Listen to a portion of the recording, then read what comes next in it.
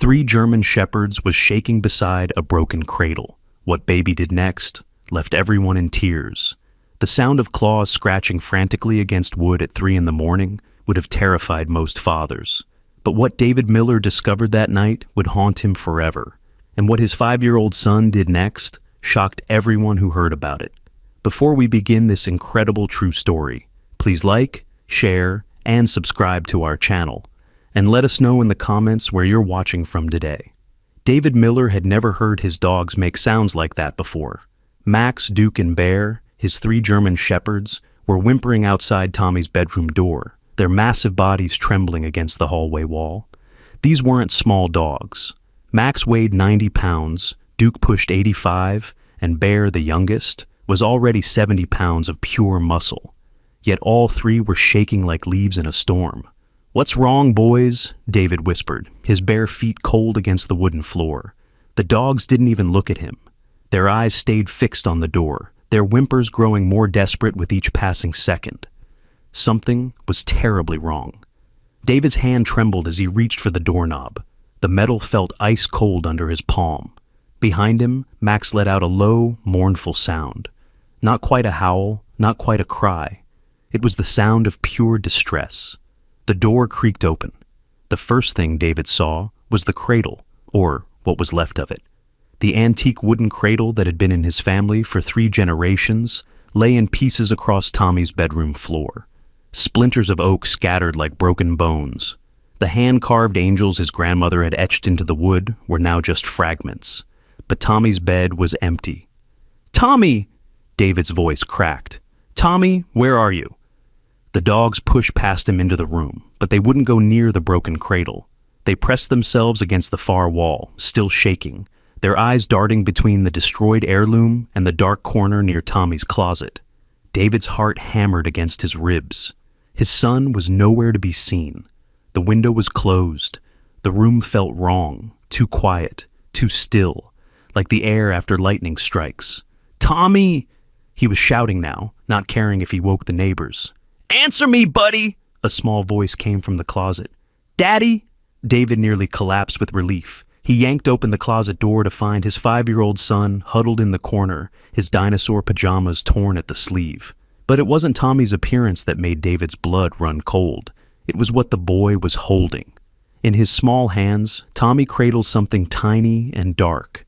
At first, David thought it was one of his stuffed animals. Then he saw the blood on Tommy's fingers. "I had to save her, Daddy," Tommy whispered, his blue eyes wide and glassy. "I had to." The thing in Tommy's hands moved slightly, a barely visible rise and fall. It was breathing. David knelt, down, his knees hitting the floor hard. In the dim light from the hallway, he could finally see what his son was protecting. A kitten, tiny, maybe 6 weeks old, with patches of orange and white fur matted with blood. Its breathing was shallow, labored, one of its legs bent at an unnatural angle. "Tommy, what happened here?" David's voice was gentle but urgent. "Why is the cradle broken? Why are the dogs so scared?" Tommy's lower lip trembled. "There was a monster, Daddy. A real monster." Behind them, Max whimpered again. The sound sent chills down David's spine. These dogs had faced down delivery trucks, strangers at the door, even a black bear that wandered into their yard last summer. He'd never seen them afraid of anything. "Tell me everything," David said, carefully taking the injured kitten from Tommy's hands. The little creature was barely alive, its tiny heart fluttering like a dying butterfly. "Start from the beginning." Tommy rubbed his eyes with his fists, leaving streaks of blood and tears across his cheeks. "I woke up because I heard scratching. Not like when Max scratches the door. Different, angry scratching." David wrapped the kitten in one of Tommy's clean shirts from the closet, trying to stop the bleeding. "What kind of scratching? Like something trying to get in, or trying to get out?" Tommy's voice dropped to barely a whisper. "It was coming from my toy cradle." The toy cradle. That's what Tommy called the antique cradle where he kept his special things. His mother's old music box, his collection of smooth rocks from the creek, the Father's Day card he'd made at preschool. David's throat tightened. Linda had slept in that cradle as a baby. So had David. So had Tommy for his first 6 months. "I got out of bed to look," Tommy continued, his words coming faster now. And I saw her, the kitten. She was inside the cradle, all curled up. I don't know how she got there, Daddy. I promise I didn't put her there. David believed him. Tommy had been asking for a pet for months, but he would never sneak an animal into the house.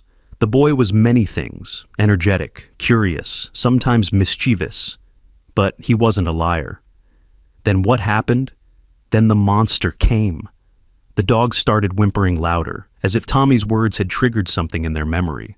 Duke pressed his massive head against David's back, seeking comfort like a scared puppy. It came through my window, Tommy said, pointing to the window that David had found closed. But Daddy, the window didn't break. It just came through, like the glass wasn't even there. David's rational mind wanted to dismiss this as a nightmare, a child's imagination running wild. But the destroyed cradle was real. The injured kitten was real. The terror in his dogs was absolutely real. What did it look like? He asked, though part of him didn't want to know. Tommy squeezed his eyes shut, as if trying to block out the memory. Big, bigger than bear, gray and black, with eyes. That glowed green, and its teeth. He shuddered. Its teeth were wrong, Daddy. Too many of them. And they were all pointy, like the dinosaur teeth at the museum. But worse. A raccoon, David breathed. It had to be a raccoon. A rabid one, from Tommy's description. The glowing eyes could be reflected light. The excessive teeth could be foam from rabies making the mouth look distorted. Tommy, did it look sick? Was there white stuff around its mouth? Tommy nodded vigorously. It was drooling, but not normal drool. Thick drool, like when I had that bad flu and kept spitting up. Rabies. David's mind raced. A rabid raccoon had somehow gotten into Tommy's room, but the window was closed and unbroken. How? The dogs tried to stop it, Tommy continued. They came running when I screamed. Max jumped at it first, but the monster hit him with its paw and Max fell down. Duke and Bear tried to circle it, but they were scared. I've never seen them scared before, Daddy. David looked at the 3 German shepherds, still trembling against the wall. Max had a gash on his shoulder he hadn't noticed before. Blood matted the dog's thick fur. But the monster didn't want the dogs, Tommy said. It wanted the kitten. It went straight for the cradle and started tearing it apart. The wood broke like it was made of paper. The kitten was crying, such a tiny sound, but I could hear it over everything else. So, what did you do? David asked, though he could already guess, his brave, foolish, wonderful son. I ran to the cradle. Tommy's chin lifted slightly, a spark of pride mixing with the fear in his eyes. The dogs were barking and the monster was destroying everything, but I could see the kitten. She was so small, Daddy, so small and scared, just like I was when Mom went to heaven. David's heart shattered. Linda had died 2 years ago, cancer taking her before Tommy's 3rd birthday.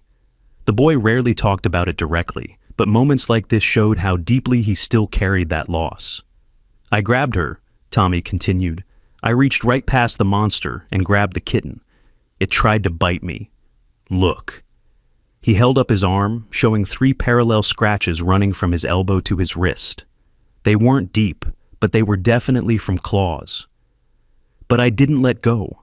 I held her tight and ran to the closet. And the monster didn't follow you. Tommy shook his head. The dogs wouldn't let it. They made a wall between me and it. They were so scared, Daddy, but they didn't run away. They stood there shaking and crying, but they didn't let it get to me. David pulled his son into a fierce hug, careful not to jostle the injured kitten. You could have been killed, he whispered into Tommy's hair. But she would have died for sure, Tommy replied simply. Mom always said we have to protect the ones who can't protect themselves. She said that's what makes us human. The words hung in the air like a prayer. Linda had said that. She'd lived by those words, volunteering at the animal shelter, fostering sick cats, always stopping to help injured birds on the sidewalk. Even during her chemotherapy, when she could barely stand, she'd insisted on filling the bird feeders in their backyard. We need to get to the emergency vet, David said, standing up with the kitten still wrapped in the shirt. And we need to get Max looked at too. That cut looks bad. But when he turned to examine Max's wound more closely, his blood ran cold. The gash was deep, yes, but it was the pattern that terrified him. 4 parallel cuts, too evenly spaced to be from a random swipe. These were bite marks. Deep puncture wounds that were already starting to swell. "Tommy, did the monster bite Max?" Tommy nodded solemnly. When Max first jumped at it, the monster caught him in its mouth and shook him, but Max didn't give up. He kept fighting even when he was bleeding. Rabies transmission through bites. David's mind went into overdrive. If the raccoon was rabid and it had bitten Max, then the dog would need immediate treatment. All 3 dogs would need to be examined, and Tommy, those scratches on his arm, "We're going to the hospital," David announced, scooping Tommy up with one arm while carefully holding the kitten with the other. "Right now." "But Daddy, what about—" "No arguments. We're going." The drive to the emergency vet clinic was the longest 20 minutes of David's life. Tommy sat in the back seat, the injured kitten on his lap, while the 3 German shepherds huddled together in the back of David's SUV. Max was panting heavily, his wound seeping through the towel David had pressed against it. Duke and Bear hadn't stopped shaking. The clinic's parking lot was empty, except for a single car. David had called ahead, waking Doctor Sarah Chen from her on-call sleep. She met them at the door in scrubs thrown over pajama pants, her expression grim. "Possible rabies exposure?" she asked immediately. "Raccoon attack," David confirmed. "It bit Max, scratched my son, and nearly killed this kitten." Dr. Chen's eyes widened when she saw the kitten. "That little thing survived a raccoon attack?" "My son saved her," David said. "Grabbed her right out of harm's way." Dr. Chen looked at Tommy with something like awe. "That was very brave," she said softly. "Very brave and very dangerous." "I had to," Tommy said simply. "She needed help." They moved quickly into the clinic. Dr. Chen examined Max first, her face growing more concerned with each passing moment. "These are definitely bite wounds," she confirmed. "And from the description, it sounds like rabies. We'll need to start a post-exposure treatment immediately." "All 3 dogs?" "All 3. They were all exposed, even if only Max was bitten. Better safe than sorry with rabies." She turned to Tommy. "And you'll need to go to the human hospital for your own treatment, young man. Those scratches need to be properly cleaned, and you'll need to start the vaccination series." Tommy's eyes went wide. "Shots?" "Several of them, Doctor," Chen said gently. "But they'll keep you from getting sick." While Dr. Chen prepared the medications for the dogs, she handed the kitten to her veterinary technician who had just arrived. "Let's see what we can do for this little one."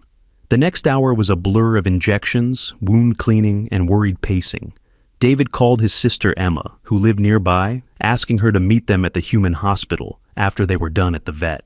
Tommy refused to leave the kitten's side, even when the technician needed to work on her. "She's in bad shape," the technician said quietly to David, while Tommy was distracted with the dogs. "Multiple lacerations, possible internal injuries, severe blood loss. Even if we can stabilize her, she might not make it through the night." "Don't tell Tommy that," David whispered back. "Not yet." But Tommy seemed to sense it anyway. He stood by the examination table where the kitten lay, now hooked up to tiny IVs and oxygen, and started to sing. It was a lullaby David recognized immediately. One Linda used to sing to Tommy when he was scared or sick. "Somewhere over the rainbow, skies are blue." Tommy's small voice was barely audible, but in the quiet clinic, it seemed to fill every corner. "And the dreams that you dare to dream really do come true." Dr. Chen paused in her work, her eyes glistening. Even the dogs stopped whimpering, their heads turning toward Tommy's voice. "Someday, I'll wish upon a star and wake up where the clouds are far behind me," Tommy continued, his hand on his hip. The morning sun hadn't yet broken through the clouds when they finally left the veterinary clinic. Tommy clutched a small cardboard carrier where the kitten lay wrapped in heated blankets, still fighting for each breath. The dogs were sedated in the back of the SUV, their first round of rabies treatment coursing through their systems.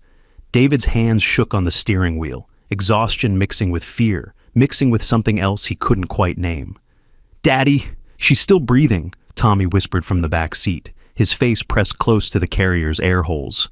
"I can see her little chest moving." "That's good, buddy. Keep talking to her. Let her know she's not alone." The human hospital loomed ahead, its emergency room lights harsh against the pre-dawn darkness. Emma's car was already in the parking lot. She rushed toward them as David parked, her face pale with worry. "Tommy!"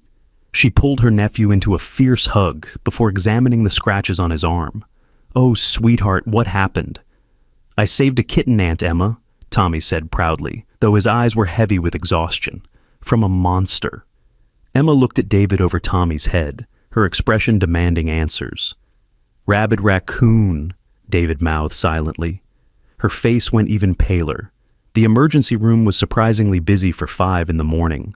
A drunk college student with a broken nose, an elderly woman with chest pains, a construction worker holding a blood-soaked towel around his hand. But when David explained their situation to the triage nurse, rabies exposure, 5-year-old child, they were immediately rushed back. Dr. Marcus Williams was young, maybe 30, with kind eyes behind wire-rimmed glasses. He examined Tommy's scratches carefully, asking gentle questions while he worked. "So, you fought off a raccoon to save a kitten?" Dr. Williams asked, preparing the cleaning solution. "That's the bravest thing I've heard all week." "I didn't fight it," Tommy corrected him seriously. "The dogs fought it. I just grabbed Hope and ran." "Hope?" David asked. "Is that what you're calling the kitten?" Tommy nodded. "Mom always said hope is the thing that keeps us going when everything seems dark. The kitten needed hope, so that's her name." Dr. Williams paused in his work, visibly moved. "Your mom sounds like she was a wise woman." "She's in heaven now," Tommy said matter-of-factly. "But she still teaches me things. Like last night. I heard her voice telling me to be brave." David's throat constricted. He wanted to say something, anything, but the words wouldn't come. Emma squeezed his shoulder. The rabies treatment was extensive. Multiple injections of immunoglobulin around the wound sites, followed by the first dose of vaccine. Tommy was brave through it all, though tears streamed down his face during the worst of it. "Mom got lots of shots too," he said through his tears, "when she was sick. She said they hurt, but they were trying to help. These shots are helping too, right?" "They're definitely helping, Doctor," Williams assured him. "You'll need to come back for more over the next 2 weeks, but these will keep you from getting sick." While they waited for the discharge paperwork, Tommy fell asleep in David's lap, the kitten's carrier clutched in his small arms. Emma sat beside them, her hand on David's arm. "He's just like Linda," she said softly. "That same fierce compassion." "I know." David's voice was rough. "It terrifies me and makes me proud at the same time." "What really happened last night?" "I mean, really?" David told her everything. The dog's terror, the destroyed cradle, Tommy's description of the raccoon somehow coming through a closed window. Emma listened without interrupting, her expression growing more troubled with each detail. "The window was definitely closed when you got there. Locked from the inside. That's..." She trailed off, shaking her head. "That's impossible. I know what I saw, Em, or didn't see. No broken glass, no entry point. But that raccoon was real. The wounds are real." Emma was quiet for a moment. "You know, Mom used to tell stories about that cradle." David looked at her sharply. "What kind of stories?" "Just stories. About how it protected the babies who slept in it. Grandmother used to say it was blessed, or something like that. I always thought it was just family folklore. Well, it didn't protect anything last night. It's in pieces all over Tommy's floor." "But Tommy's safe," Emma pointed out, "and he saved the kitten." "Maybe that's the protection, not keeping danger away, but giving the strength to face it." Before David could respond, his phone buzzed. Dr. Chen from the veterinary clinic. "Mr. Miller, I wanted to update you on the dogs. They're responding well to treatment, but I need to tell you something about Max's wound." David's stomach dropped. "What about it?" "We found something unusual. Saliva in the wound that doesn't match typical raccoon samples. We're sending it to the state lab for analysis, but..." She paused. "This might sound strange, but has Max been acting unusual lately?" "Before last night, I mean?" "No, nothing. He's been perfectly normal. Any other animals in the neighborhood acting strangely? Disappearances, unusual behavior?" David thought about it. Now that she mentioned it, the Johnsons' cat had gone missing last week. And Mrs. Patterson had mentioned her usually friendly beagle had become skittish, hiding under the porch and refusing to come out. "Maybe," he said slowly. "Why? I'm not sure yet. But something about this doesn't feel like a typical rabies case. Keep the dogs isolated when you bring them home, just to be safe." "And Mr. Miller?" "That was an incredibly brave thing your son did. Stupid but brave. Most adults would have run." After they hung up, David sat in the hospital waiting room, watching his son sleep, thinking about bravery and stupidity and the thin line between them. Tommy stirred, mumbling something in his sleep. It sounded like, "She needed me." They finally made it home as the sun climbed toward noon. The dogs were still at the clinic for observation, and the house felt eerily quiet without their presence. David carried Tommy to the couch, not to his bedroom, not yet, and Emma took the kitten carrier to the kitchen, setting up a makeshift recovery area with heating pads and soft towels. "I'll clean up the bedroom," Emma offered, but David shook his head. "I need to see it again, in daylight." Tommy's room looked like a war zone. The cradle wasn't just broken, it was demolished, as if something had exploded from within. Wood splinters embedded in the walls, deep gouges in the floorboards, and blood, more blood than David had noticed in the dark. Trails of it leading from the cradle to the closet, to the window, back to the cradle. But the window remained intact, not a crack, not a smudge, nothing to indicate anything had passed through it. David knelt by the largest piece of the cradle, part of the base with half of a carved angel still visible. His grandmother had carved those angels herself, one for each of her children. This one had been for his mother. Its face was serene despite being split in half, its wooden eyes seeming to watch him. Something caught his eye. Scratches on the inside of the cradle, too deliberate to be from the raccoon's attack. He looked closer. They were words, crudely, carved as if by a child's hand. "She stays safe here." David's blood chilled. That wasn't there before. He would have noticed. Tommy couldn't write that neatly yet, could barely spell beyond simple words. Who had written this? When? Uncle David? Tommy's voice from the doorway made him jump. "Is my room broken forever?" "No, buddy. We'll fix it. Make it even better than before." Tommy padded into the room, careful to avoid the debris. He went straight to where the cradle had stood and knelt down, placing his small hand on the floor. "This is where I used to leave food for her," he said quietly. David's head snapped up. "What?" "For Hope.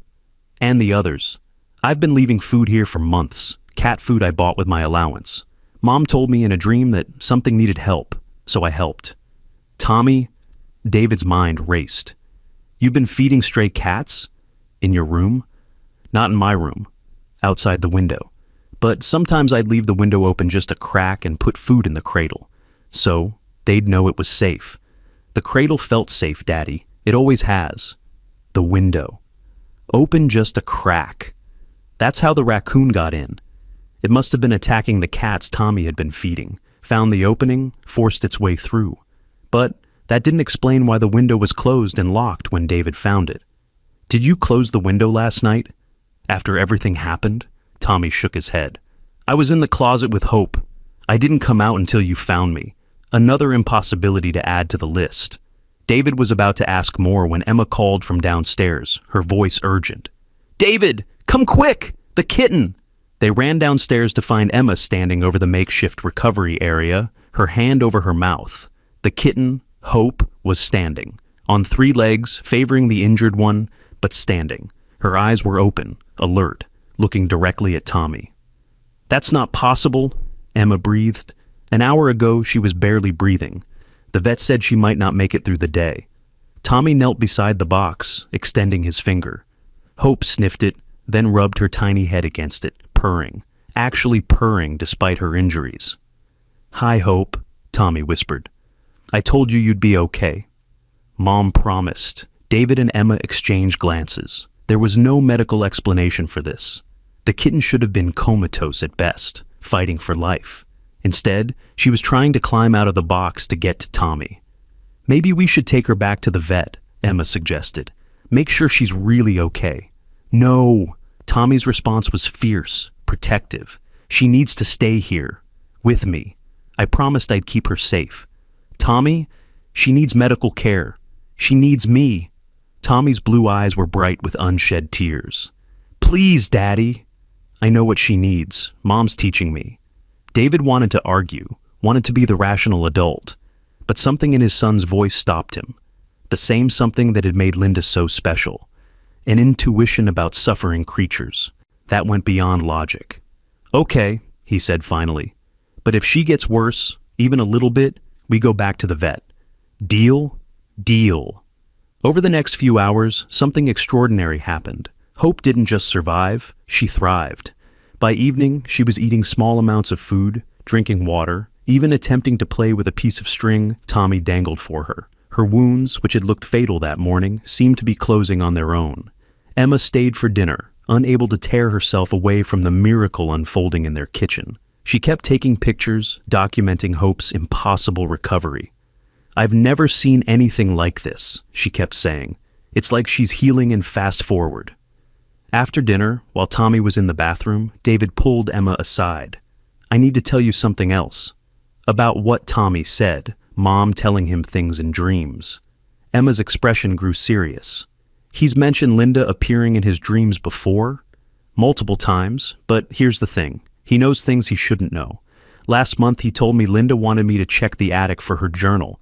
I didn't even know she kept a journal, but it was there, exactly where he said it would be." "What did it say?"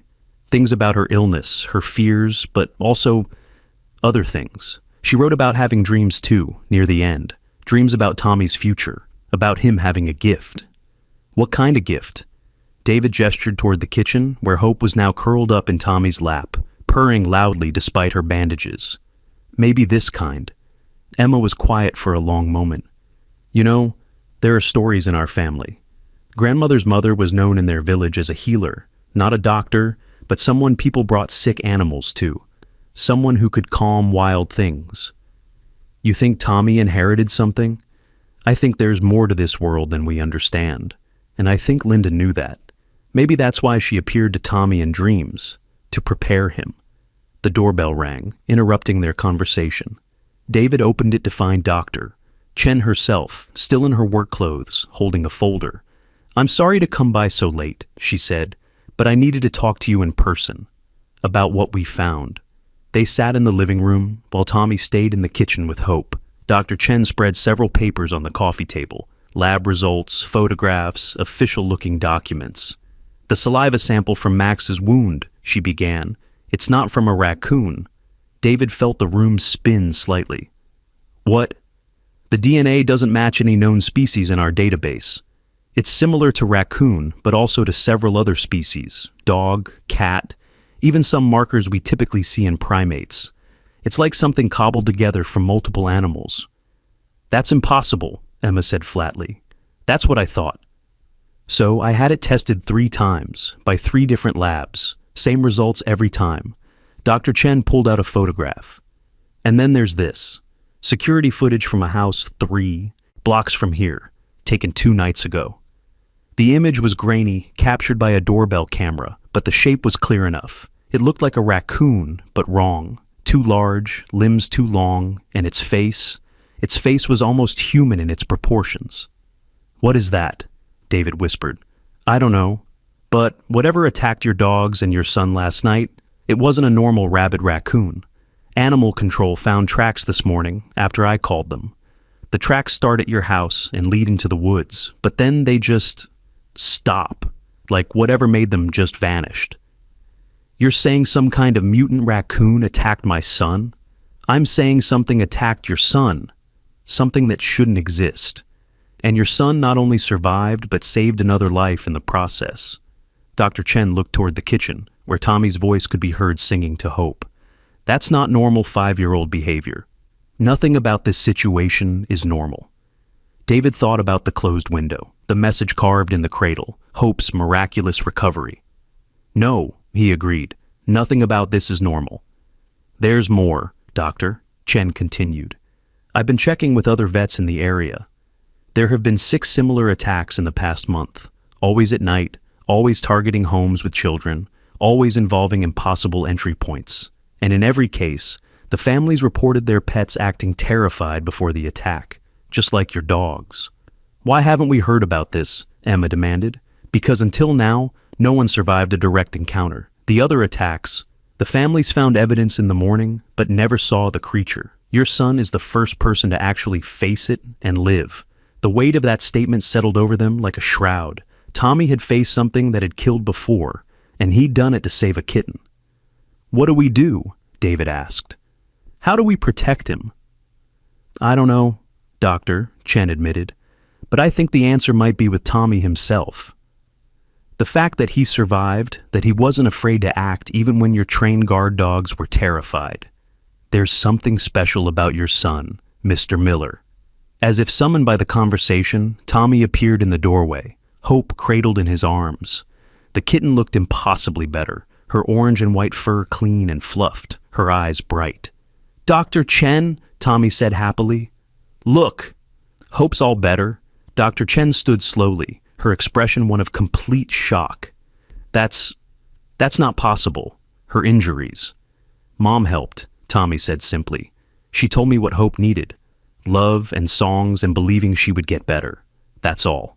Dr. Chen approached slowly, as if afraid to spook a wild animal. She gently examined Hope, her hands trembling slightly. The wounds are almost completely healed. This is 12 hours after the attack. This level of healing should take weeks, maybe months. She's special, Tommy said, nuzzling the kitten, like Mom said I am.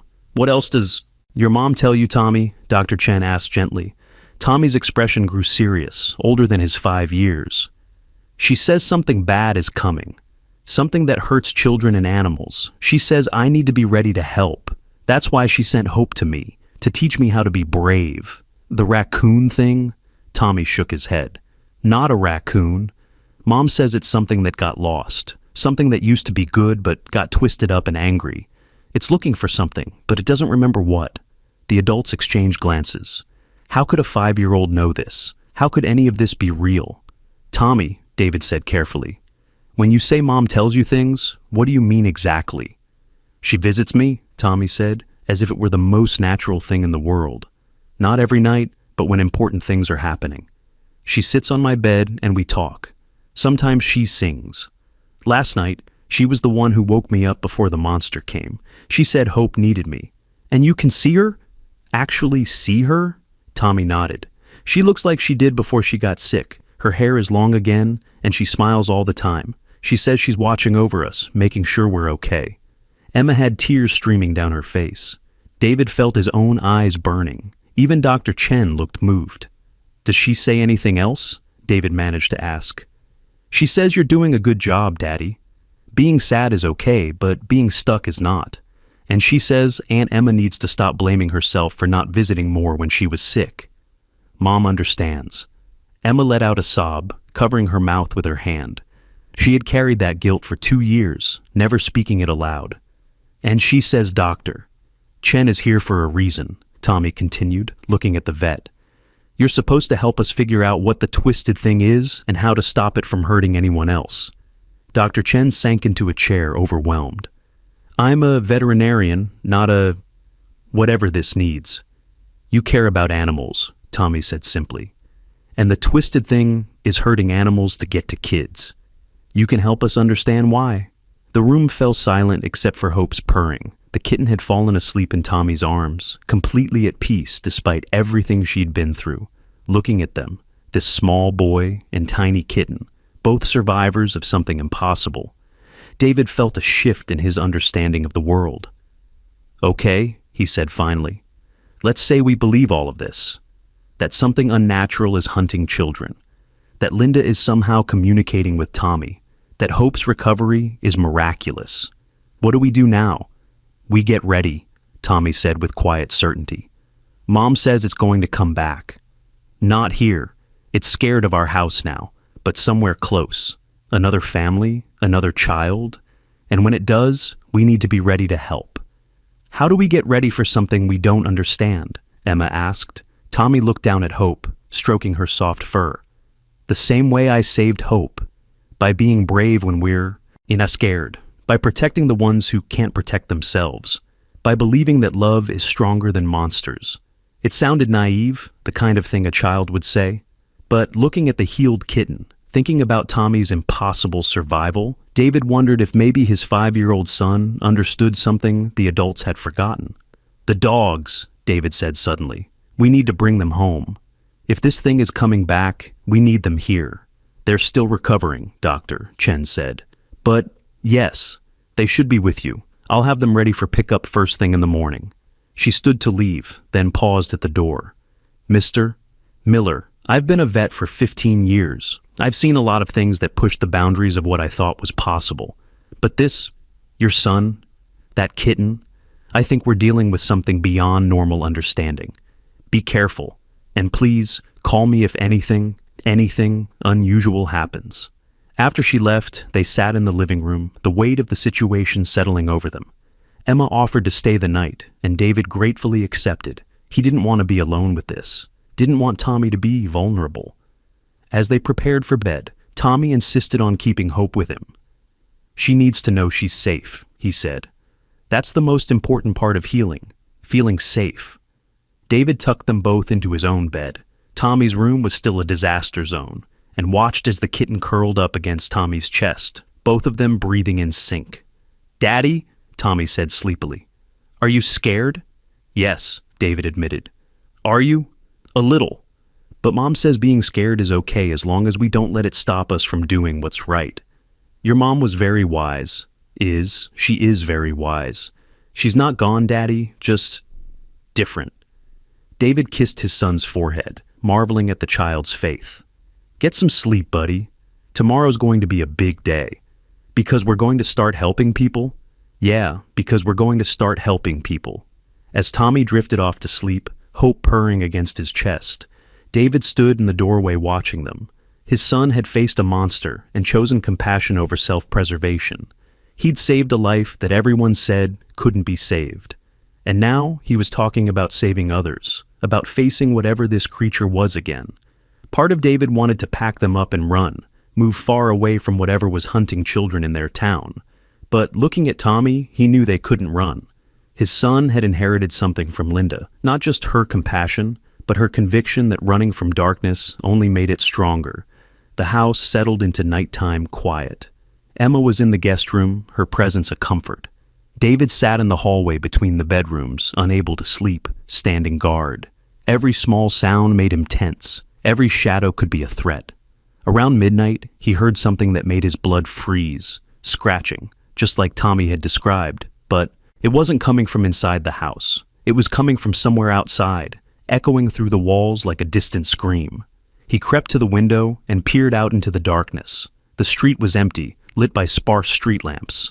But in the distance, maybe 3 houses down, he saw movement. Something large and wrong-shaped climbing up the side of the Hendersons' house. They had a daughter, Lily. She was 7. David grabbed his phone, about to call 911, when Tommy's voice stopped him. "It's there, isn't it?" The boy stood in the hallway, hope in his arms. "At Lily's house." "How did you—" "Mom woke me up. She says we can't wait for the police. They won't believe us, and Lily doesn't have dogs to protect her." David's mind raced. He couldn't take Tommy into danger, but he couldn't let another child face that thing alone either. "I have to go," he said. "You stay here with Aunt Emma." "No." Tommy's voice was firm. "Hope and I have to come. Mom says the twisted thing is afraid of us now. Our love heard it last night. That's why it ran away even though it's stronger than the dogs." "Tommy, I can't take you into danger. Lily's already in danger. And I'm the only one who's faced it and won." The horrible truth of that statement hit David like a physical blow. His 5-year-old son had more experience with this creature than anyone else alive. Emma appeared in the hallway, already dressed, her face pale but determined. "I heard everything. We go together or not at all." David wanted to argue, wanted to be the responsible adult who kept everyone safe, but the scratching sound from the Hendersons' house was getting louder. They didn't have time for debate. "Fine. But you stay behind me, and if I say run, you run. No arguments." They moved through the darkness like shadows. Tommy clutching hope against his chest, the kitten strangely calm despite the danger. As they got closer to the Hendersons' house, David could see it more clearly. the creature scaling the wall toward a second-story window. Lily's window. It moved wrong, joints bending in ways that shouldn't be possible, its body stretching and contracting like it couldn't quite remember what shape it was supposed to be. In the moonlight, David could see patches of fur interspersed with what looked like scales, and its face. God, its face was the worst part. Almost human in structure, but stretched over the wrong skull, with too many teeth crowding a mouth that opened wider than physics should allow.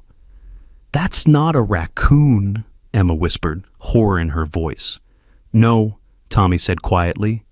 "It's something that got lost between shapes. Mom says it used to be someone's pet a long time ago. Someone tried to make it more than it was, and it got stuck halfway." Before David could process that, the creature reached Lily's window, its clawed hand, and it was definitely more hand than paw, pressed against the glass. The window began to shimmer, like heat waves rising from hot asphalt, and David realized with sick horror that it was about to phase through, just like it had at their house. "Hey!" The shout tore from David's throat before he could stop himself. "Get away from her!" The creature's head snapped around, those wrong green eyes fixing on them. It let out a sound that was part hiss, part scream, part something David had no name for. Then it saw Tommy. More specifically, it saw hope in Tommy's arms. The creature recoiled like it had been burned, scrambling backward down the wall with that horrible wrongness of movement. It hit the ground and crouched there, making that awful sound, its eyes never leaving the kitten. "It's afraid," Tommy said wonderingly. "It's afraid of hope." "No," Emma said suddenly, understanding dawning in her voice. "It's afraid of what hope represents. Love conquering fear. Life surviving death. Tommy, you did something last night that broke its understanding of the world." The creature took a step toward them, then another, moving in that stuttering, broken way like a film missing frames. David pushed Tommy behind him, but the boy stepped around him, holding hope out like a shield. "You're hurting," Tommy said to the creature, his voice gentle. "Someone hurt you, didn't they? Made you wrong, made you forgot what you were." The creature stopped, its head tilting at an impossible angle. For a moment, in the streetlight, David could see through its shape to something else. A small animal, maybe a fox or a cat, twisted and stretched and merged with other things until it didn't know where it ended and the additions began. "Tommy, don't," David started, but his son was already walking forward. "It's okay," Tommy said, not to David, but to the creature. "Being broken doesn't mean you have to break others. Mom taught me that. She was broken by her sickness, but she still loved us, still helped everyone she could." The creature made a different sound now, almost like crying. It reached out one malformed hand toward Tommy, and David's heart stopped. But Tommy didn't flinch. He stood there, 5 years old and 40 pounds soaking wet, facing down a nightmare with nothing but a kitten and compassion. "You've been trying to find children because you remember being loved by one," Tommy said, and David had no idea how his son could know this. "But you're doing it wrong. You're scaring them, hurting them. That's not love." Hope mewed softly in Tommy's arms, and the creature's eyes fixed on her. It made that crying sound again, louder this time. Then, impossibly, it began to change.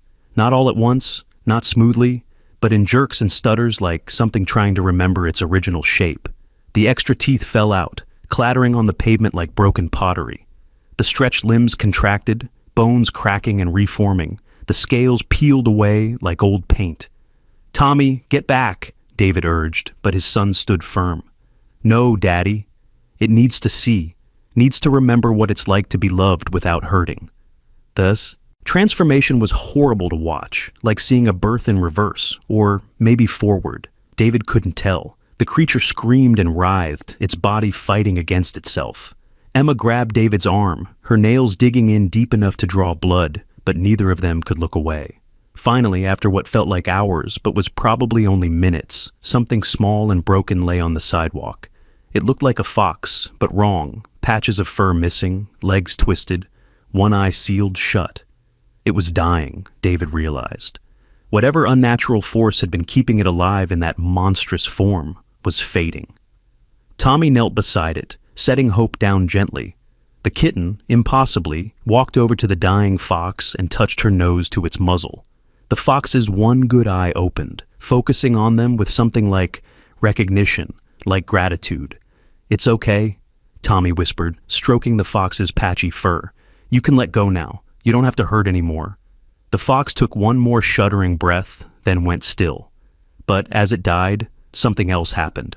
A soft light, barely visible, seemed to rise from its body. It swirled around Tommy in hope for a moment, and David could swear he heard a child's voice saying, "Thank you," before it dissipated into the night. They stood there in silence, processing what they'd just witnessed.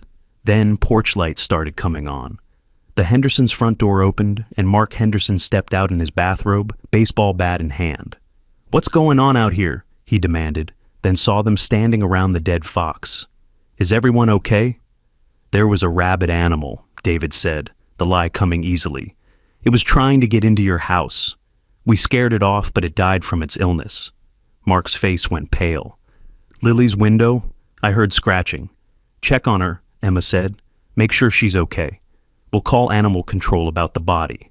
Mark rushed inside, and they heard him taking the stairs 2 at a time. A moment later, his voice called down, "She's fine." Still asleep. David gathered up the fox's body, surprised by how light it was, like it was mostly hollow. Tommy picked up Hope, who was purring despite everything they'd just witnessed. "We should bury it," Tommy said, "properly." It wasn't evil, just hurt. They walked home in silence, the fox's body wrapped in David's jacket. In their backyard, by the light of the moon and a flashlight, they dug a grave near Linda's garden. Tommy insisted on saying words over it. "You were lost," he said solemnly, "but now you're found. You were broken, but now you're whole. Rest now.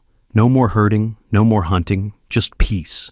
As they covered the grave with earth, David heard something that made him stop, singing, soft, barely audible, but unmistakably Linda's voice.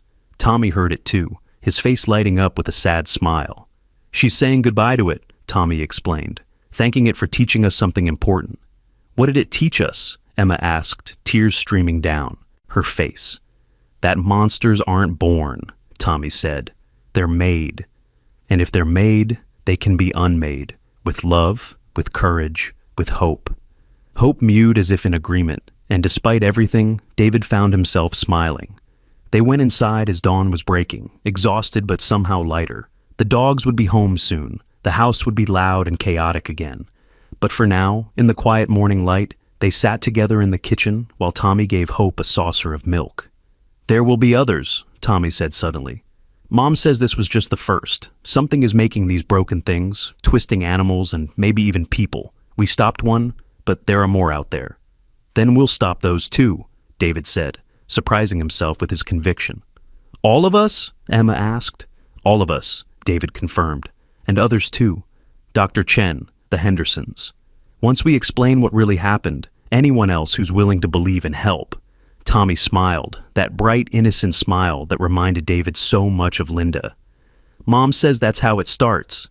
A few people deciding to stand against the darkness. She says, we're going to save a lot of lives." Over the next few days, word spread through the neighborhood about the rabid fox incident. But some people, the ones who'd noticed strange things, who'd lost pets or heard impossible sounds in the night, came to David with questions. He told them the truth, or as much of it as they could handle. Some walked away unable to accept it, but others stayed, forming an unlikely alliance. Dr. Chen became their unofficial expert, researching similar incidents across the state. She found patterns, always near facilities that had closed down, old research labs or medical centers, places where boundaries had been pushed too far. The Hendersons joined after Lily told them about the nightmares she'd been having, dreams of something trying to get into her room. Other families came forward with similar stories. Within a week, they had a network of 20 families, all committed to watching for signs of these broken things, as Tommy called them. But the real miracle was Hope. The kitten grew stronger every day, but more than that, she seemed to have an ability to sense when something was wrong. She would suddenly stand up, fur bristling, and stare in a particular direction. Every time she did this, they found evidence of another creature within a day. Tracks, scratches, frightened animals. 3 weeks after the first incident, Hope alerted them to something in the old Patterson farm at the edge of town. This time, they were ready. David, Mark Henderson, Dr. Chen, and 2 other fathers from the neighborhood went together. armed with powerful lights and the knowledge Tommy had given them, that these creatures feared love and hope more than any weapon.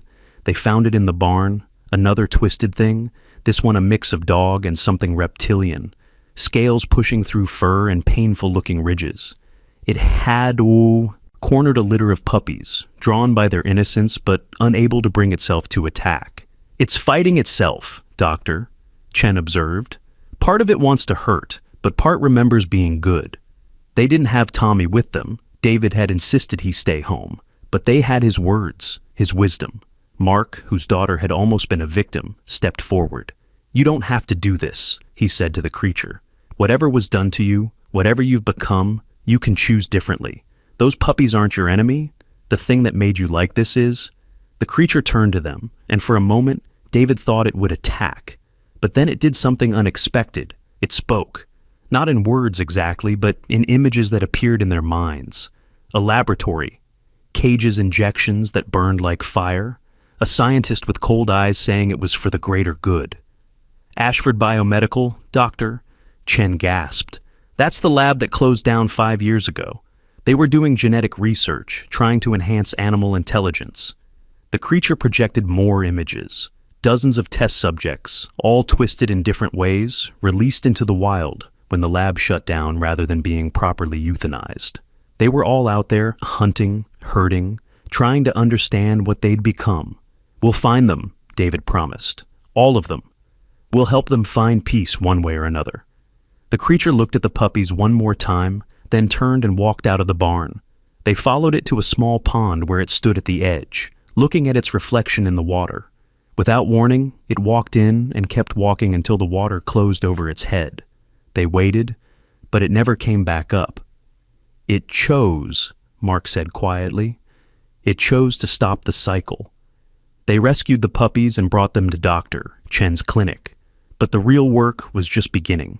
Using the information the creature had given them, they located the abandoned Ashford facility. The records were mostly destroyed, but they found enough: subject numbers, types of modifications attempted, approximate release dates. "There could be dozens of them, Doctor," Chen said, studying the fragments of data. "Maybe more."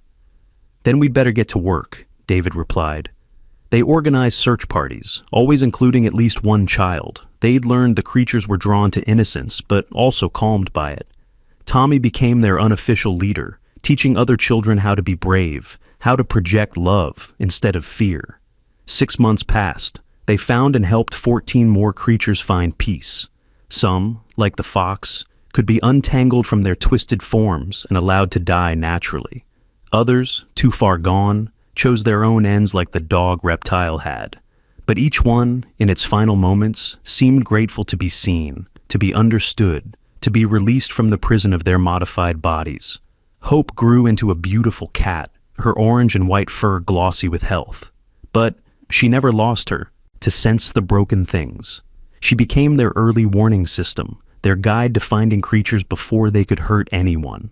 Tommy grew too, not just in height, but in wisdom. He still talked to his mother in dreams, still received guidance from somewhere beyond understanding, but he also developed his own instincts, his own compassion-based approach to dealing with the impossible.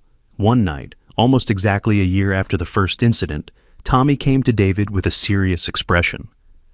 "Mom says there's one more," he said. "The biggest one. The first one they made. It's been hiding, watching, learning from what we've been doing." "Where is it?" "In the lab." It never left. It's been living there all this time, feeding on the other experiments that didn't survive. Mom says it's not like the others. It's smart. Really smart. Maybe smarter than us. David felt a chill run down his spine. All the creatures they had dealt with had been operating on instinct, driven by confused memories and pain. But something intelligent, something that had been watching them, planning. "We'll need everyone," David said. "The whole network." "More than that," Tommy said. "Mom says we'll need to show it something it's never seen before. Not just love from one person, but from a community. We need to show it that it could belong somewhere. Be something other than a monster." The assault on the Ashford facility, though assault was the wrong word for what they planned, took 3 weeks to organize.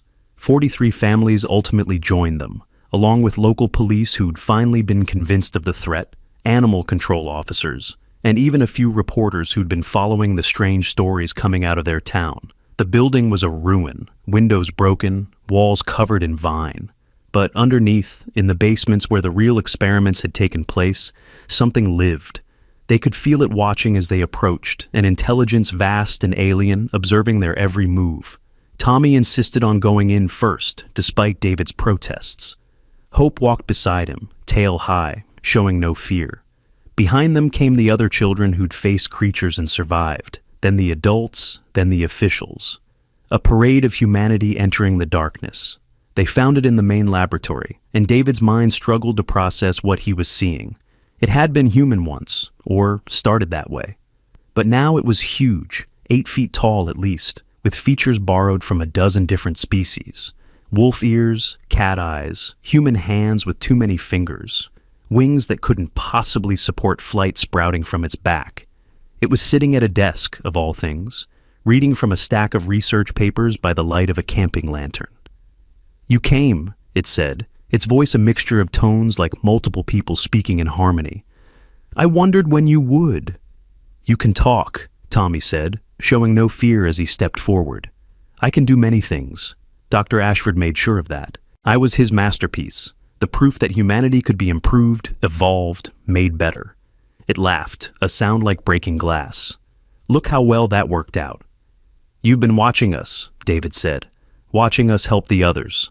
"Watching you kill them, you mean? Oh, you dress it up nicely, call it finding peace or releasing them, but you're just cleaning up Ashford's mess, eliminating the evidence." "That's not true," Tommy protested.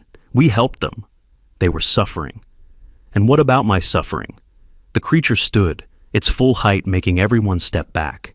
"I've been here for 5 years, alone, watching my brothers and sisters go mad and die. Ashford promised us we'd be the future, the next step in evolution. Instead, we're just mistakes to be corrected." "You're not a mistake," Tommy said firmly. "You're hurt, angry, lonely, but you're not a mistake." The creature focused those cat eyes on Tommy. "You're the boy who saved the kitten, the one who faced the fox thing without fear. Do you know what I could do to you? How easily I could tear you apart?" "Yes," Tommy said simply, "but you won't." "How can you be sure?" "Because if you wanted to hurt people, you would have done it already. You're smart enough, strong enough, but you stayed here, reading, learning, trying to understand what you are. That's not what monsters do. That's what people do." The creature was quiet for a long moment. Then it laughed again, but this time the sound was different, almost genuinely amused. "You're either very brave or very stupid, little boy." "Both," Tommy admitted with a small smile. "Mom says I get that from my dad." Despite everything, David felt a surge of pride. "Your mother," the creature said thoughtfully, "the one who speaks to you in dreams. She's dead, isn't she? Her body is. But she's still here, still teaching me, still helping us." "Must be nice," the creature said bitterly, "to believe in something after death. All I have to look forward to is dissection, study, someone trying to figure out where Ashford went wrong." "That's not true, Doctor," Chen stepped forward. "You could help us. You understand what was done better than anyone. You could help us find the others, help them before they hurt anyone or themselves." "Why would I do that?" "Because," Tommy said, "it's what Linda would do. It's what anyone with a good heart would do. And I think, underneath all the changes, all the pain, you still have a good heart." The creature stared at him for a long moment. Then, slowly, it began to change. Not physically, that transformation was beyond it, but in posture, in expression. The aggression drained away, replaced by something David recognized all too well: exhaustion. "I'm tired," it admitted. "Tired of being alone, tired of being angry, tired of being a freak." "You're not alone anymore," Tommy said, walking right up to the creature and taking one of its too many fingered hands. "We're here, all of us, and we're not leaving you behind." What happened next became legend in their town. The creature, who chose the name Marcus after Dr. Marcus Williams, who'd treated Tommy that first night, became their greatest ally in finding and helping the remaining experiments. Its intelligence and knowledge of Ashford's work proved invaluable. But more than that, Marcus became part of their community. It was hard at first. People were afraid, understandably so. But Tommy's acceptance, Hope's calm presence around Marcus, and the creature's genuine desire to help slowly won people over. They converted the old community center into a sanctuary for Marcus and any other experiments that could be saved rather than released through death. 3 others joined over the next year. Creatures too changed to die, but stable enough to live with support. Tommy grew up to be a veterinarian-like doctor. Chen, but one who specialized in the impossible, the broken, the things that shouldn't exist, but did. Hope lived to be 23, ancient for a cat, and never lost her ability to sense suffering and respond with love. David wrote a book about their experience, though most people assumed it was fiction. But for those who needed to hear it, who were facing their own monsters, literal or metaphorical, it provided a roadmap. Face fear with love, meet violence with compassion, and remember that monsters aren't born but made, and what's made can be unmade, or, at the very least, understood. The abandoned Ashford facility was eventually demolished, but they saved one thing from it, a plaque from Dr. Ashford's office that read, "For the greater good." They hung it in the sanctuary, but Tommy added a handwritten note beneath it. The greater good means saving everyone, even the ones who seem lost. Linda never stopped visiting Tommy in dreams, though the visits became less frequent as he grew older. But on the night before his wedding, she came one last time. "I'm proud of you," she told him. "You took the worst night of your life and turned it into a mission of mercy." "I had help," Tommy replied. "From you, from Dad, from Hope." "No," Linda said, smiling that radiant smile he remembered from before the sickness. "You had love, and you chose to use it as a weapon against darkness. That's the bravest thing anyone can do." Marcus stood as Tommy's best man at the wedding. Well, stood behind a screen so as not to frighten the guests who didn't know the full story. Hope, ancient and dignified, was the ring bearer, and David, walking his son down the aisle, thought about how that terrible night with the broken cradle had led to this moment of joy. During the reception, Tommy gave a speech that brought everyone to tears. "When I was 5 years old, I faced a monster to save a kitten. What I learned that night has shaped my entire life. There are no monsters, only broken beings in need of understanding. Fear makes us run, but love makes us stay. And sometimes, staying, choosing to see the hurt beneath the horror, is the bravest thing we can do. My mother, who couldn't be here in body, but is definitely here in spirit, taught me that we have to protect those who can't protect themselves. But what I've learned since is that sometimes, the ones who seem the strongest are the ones who need protection the most. The monsters, the twisted things, the experiments gone wrong. They're all just looking for what we all want, to be seen, to be understood, to be loved despite our broken parts. So here's to the broken things," he raised his glass, "to the monsters who chose to be more, to the communities brave enough to embrace the strange, and to Hope, who taught me that even the smallest act of compassion can change the world. The sanctuary still operates today, 30 years later, though the need for it has decreased. The last of Ashford's experiments passed peacefully 5 years ago, surrounded by people who had learned to see past the horror to the heart beneath. Marcus lived the longest, its enhanced intelligence coupled with medical care, allowing it to reach an age that surprised everyone. On its deathbed, Marcus asked Tommy, now Dr. Thomas Miller, renowned specialist in cryptozoological veterinary medicine, a question. "Do you think I had a soul?" "I know you did," Tommy replied without hesitation. "I saw it the first day we met, when you chose to help instead of hurt.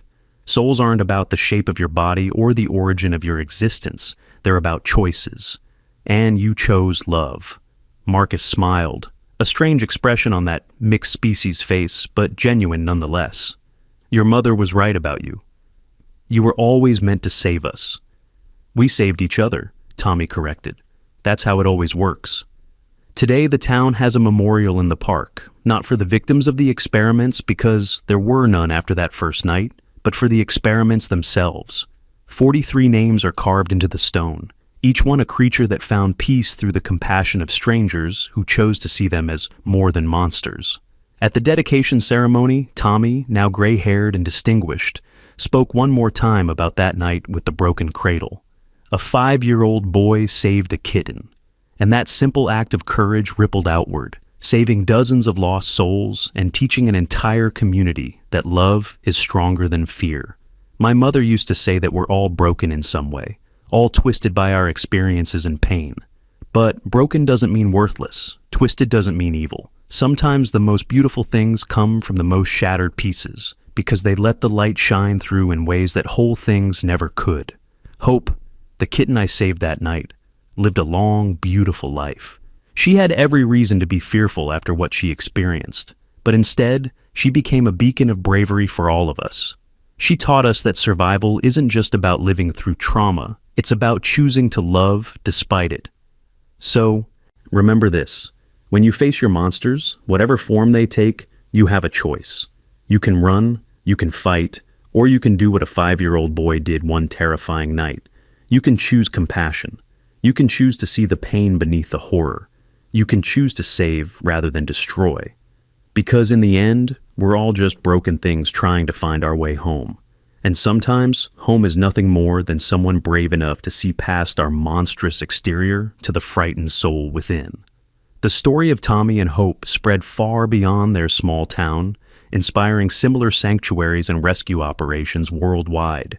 Children who'd been dismissed as having overactive imaginations were suddenly believed when they reported strange creatures. Communities that had been terrorized by unknown beings learned to approach with compassion rather than violence. But the most important change was in how people saw each other. If a creature made of multiple species, twisted by science and driven mad by pain, could be saved through love, then surely humans, merely broken by life's ordinary traumas, could be saved too.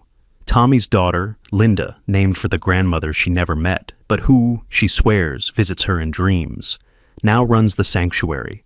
She tells visitors the story of the night her father saved Hope, always ending with the same words. Courage isn't the absence of fear. It's choosing love despite being terrified. My father was 5 years old when he learned that lesson, and he's spent every day since teaching it to others. Because that's how we change the world. One act of impossible bravery at a time. One saved soul at a time. One broken thing made whole through the simple, revolutionary act of being seen and loved. The broken cradle was never fully repaired. Instead, its pieces were incorporated into a sculpture that stands in the sanctuary's garden. Twisted wood and carved angels, fragments of a family heirloom destroyed by violence, reformed into something new. Not perfect, but beautiful in its imperfection. A reminder that sometimes things need to break before they can become what they were always meant to be. And at the base of the sculpture, a simple plaque. Here, a boy chose love over fear, and everything changed. Hope's descendants still live at the sanctuary, dozens of orange and white cats who seem to have inherited her gift for sensing pain and responding with purrs. They wander freely through the grounds, offering comfort to visitors who come seeking answers to their own monster problems. Because the monsters never really stopped coming, they just changed. Now they're more subtle, depression that whispers you're worthless, anxiety that makes the world seem full of threats, trauma that twists perception until love looks like danger. But the approach Tommy pioneered still works. Meet the monster with compassion. See the pain beneath the symptoms. Choose love even when fear would be easier. Dr. Chen, now in her 80s, still consults on difficult cases. She's written textbooks on what she calls compassionate cryptozoology, the study and treatment of beings that shouldn't exist but do. Her most famous quote, displayed in veterinary schools worldwide, is, "When faced with the impossible, remember that love is impossible too. It makes no evolutionary sense, offers no survival advantage, and yet it's the most powerful force in the universe. Use it accordingly." The town itself has become a pilgrimage site for those dealing with unusual problems. They come seeking answers and leave with something better. A community that understands that different doesn't mean dangerous, that broken doesn't mean bad, that monsters are just entities that haven't been loved enough yet. And in the old cemetery, 2 graves sit side by side. Linda Miller, who died too young, but whose love transcended death. And Hope, the kitten who lived far longer than any cat should, teaching everyone she met that survival and thriving are 2 different things, and we should always aim for the latter. Tommy visits those graves every week, bringing fresh flowers and updates on the sanctuary's work. He swears he can hear purring and feel his mother's hand on his shoulder, approving of the life he's built from that one terrible, wonderful night. "You saved me first," he always whispers to both graves. "You taught me that love is stronger than fear, and now I get to teach that to others, every single day."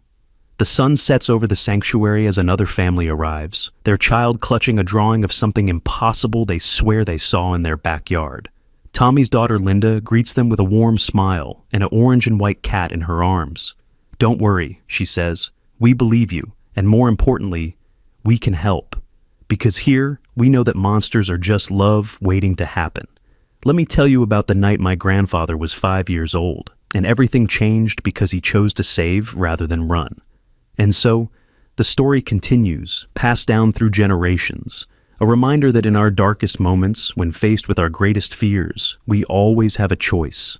We can let terror win, or we can do what a small boy did when 3 German shepherds shook beside a broken cradle. We can choose love, choose bravery, choose to save the very thing that frightens us most. Because that's how the world changes, one impossible act of compassion at a time. Thank you so much for joining us on this incredible journey. If this story touched your heart, if it made you think differently about the monsters in your own life, please like this video and share it with someone who needs to hear that they're not alone in facing the impossible. Leave a comment below telling us about a time when you chose love over fear. Your stories inspire us to keep sharing these important messages. And don't forget to subscribe to our channel for more amazing stories that will challenge, inspire, and remind you of the power of human compassion. Remember, we're all in this together, and sometimes the smallest act of kindness can change everything. Until next time, keep choosing love, keep being brave, and keep believing that even the most broken things can be made beautiful again.